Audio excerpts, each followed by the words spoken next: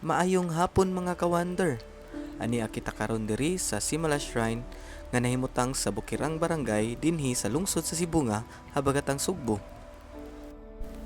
Tuig 1998, nagtukod og gamayng payag si Senior Tomas Villamor aron mapasilungan sa mga munghi nga mga deboto sa mahal nga Berhen sa Fatima nga nagikan pa sa Pampanga. Ug 20 ka tuig na ang nilabay, nahimo na kining malapalasyo nga napuno sa dayan-dayan ug makadanigyod sa mga tao. Ali, kuyugi ko ninyo aron masinati nato ang iyang kasagrado. Tungod sa kasagrado ni ining maong lugar, ginadili dinhi ang pagsaba-saba. Gipahinumduman pod ang mga kababayenhan nga ginadili dinhi ang pagsulob ug mubo nga sayal, pakigol nga mga shorts ug sihag nga mga sinina.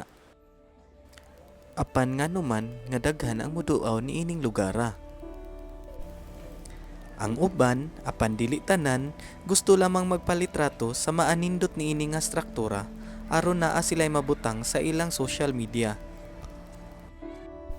Apan ang rason sa kadaghanan mao ang paghalad, pagpangalyupo, pagpasalamat sa grasya nga dadawat ug pagampo sa kaayuhan sa mga sakit-sakit sa kalawasan. Susama sa dengue nga maygo nila kaniadto, apan nangaayo tungod sa ilang hugot nga pagtuo. Usa sa imong mabantayan sa ilang dagkutanan mao ang dikolor nga mga kandila nga adunay gisimbolo sa imong gipangayo ug imong pagampo. Ug dili nato palabyon ang okasyon nga malitok nato ang mga pulong sa atong mga pangayoon.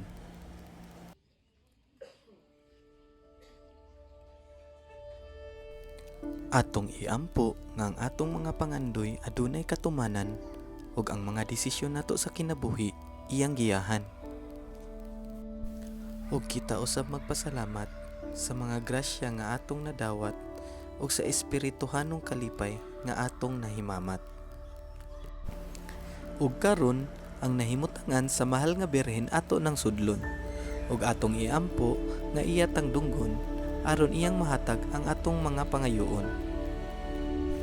Sama sa mga milagro nga nabuhat niya kaniadto, mga sakit sa kalawasan nga iyang gipangayo, paghatag og kalampusan sa mga estudyante nga kaniya mituo, ug kagawasan sa mga problema sa iyang mga deboto. Ug dinhi atong isulat ang atong mga mithi sa kinabuhi. Ang tanan natong gustong isulti, atong ipabasa sa mga munghi. Ug atong ihunghong sa kalangitan, mahal nga Berhen, iampo mo kami.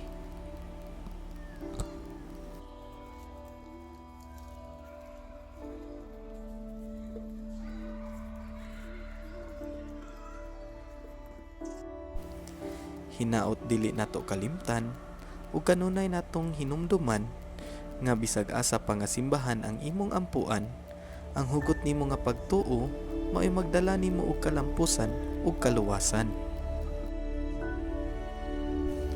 Busa sa atong pag-uli, atong dadon ang atong kasing-kasing nga putli hangtod sa tibuok natong kinabuhi.